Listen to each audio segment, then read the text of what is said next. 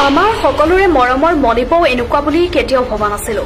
মণিবৌ আমাৰ মৰমৰ সকলোৰে মণিবৌ পাপৰিবা এনেকুৱা বুলি কেতিয়াও ভবা নাছিলো।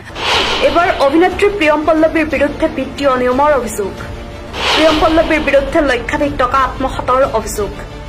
1 লাখ টকাৰ দেখা দেখি 70,000 মাৰিছে। 1 লাখ টকাৰ 30,000 দিছে কৈছে 70,000 দেখা দেখি মাৰিছে।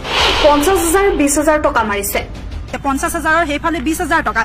1 লাখ টকা খাই কিয় আপোনালোকে আজি উত্তৰ দিব পৰা নাই? টোটেল 1 লাখ টকা খাই আপোনালোকে কিয় আজি উত্তৰ দিব পৰা নাই? জেং লাগিছে চেনফা জেং বিহু দলত। বিহুৰ বতৰতে এইবাৰ শিল্পীৰ বিৰুদ্ধে শিল্পীৰ গুৰুতৰ অভিযোগ। বিত্তীয় অনিয়মৰ অভিযোগেৰে শিল্পীৰ বিৰুদ্ধে শিল্পীৰ প্ৰবঞ্চনাৰ অভিযোগ। ৰাজ্যৰ কেইবাগৰাকীও শিল্পী সাংস্কৃতিক কৰ্মীৰে গঠিত হোৱা চেনফা জেং বিহু দলত এতিয়া বিভাজন। অনুষ্ঠানৰ লক্ষাধিক টকা আত্মসাত কৰাৰ অভিযোগ।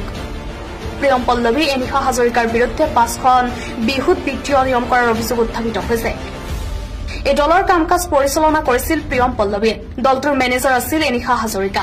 দলটোৰ আন শিল্পীয়ে অভিযোগ উত্থাপন কৰি কৈছে যে মণিবৌ পাপৰিবা এনেকুৱা বুলি ভবা নাছিলো। নিমাত হৈ কিয় গ্ৰুপ এৰিলে? চিনিয়ৰ জুনিয়ৰ সকলোকে মুকলিকৈ ডিভাইড নকৰিলে। মণিবৌ আমাৰ মৰমৰ সকলোৰে মণিবৌ পাপৰিবা এনেকুৱা বুলি কেতিয়াও ভবা নাছিলো। তেওঁ নিমাত হৈ গ্ৰুপৰ পৰা কিহৰ কাৰণে গ্ৰুপ এৰিলে? 1 লাখ টকাৰ 30,000 দিছে কৈছে 70,000 দেখা দেখি মাৰিছে। 50,000 সেইফালে 20,000 টকা। প্ৰিয়ম পল্লৱীৰ বিৰুদ্ধে 5খন বিহুত বিত্তীয় অনিয়ম কৰাৰ অভিযোগৰ তথ্য আমাৰ ওচৰত আছে। প্ৰিয়ম পল্লৱী এনিশা হাজৰিকাৰ বিৰুদ্ধে লাখ টকা আত্মসাতৰ অভিযোগ চেনফা জেং বিহু দলৰ।